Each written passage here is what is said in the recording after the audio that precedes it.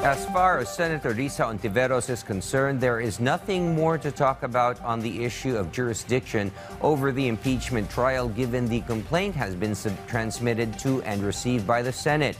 But staunch Duterte allies, Senators Ronald De La Rosa and Alan Peter Cayetano, are contemplating separate pathways to a dismissal by way of a Senate plenary vote, which our Daniel Manalastas dwells on at length in this report.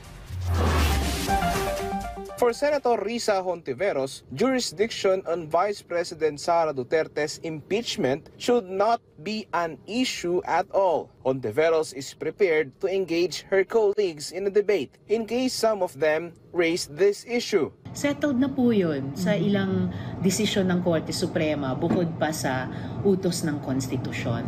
Tingin ko, ang tama ay once acquired na ang jurisdiction ng impeachment complaint ng Korte, which we did, nagpapatuloy yung jurisdiction na yan, para sa akin non-issue yung jurisdiction. Pero kung may magre-raise pa rin, handa kaming i-debate yan. Hontiveros, meanwhile, isn't in favor of Senator Ronald De La Rosa's stand that the 20th Congress Senate should also be asked if they want to continue the impeachment trial.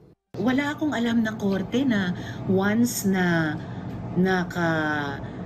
kuha ng jurisdiction ay magpapatanong sa kung sino pa kung may jurisdiction siya o wala. Usually ang Korte, and I would suppose ang Senado bilang impeachment trial court, seloso sa jurisdiction.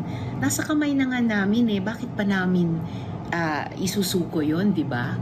Hontiveros insisted that the impeachment mandate of the Senate is constitution-based and any impeachment issue should be raised to the Senate Impeachment Court and not to the Senate as legislative body. It can be recalled that De La Rosa hinted what he might actually do regarding the impeachment case once the session opens. Itatanong ko rin na tinanong natin yung House of Representatives.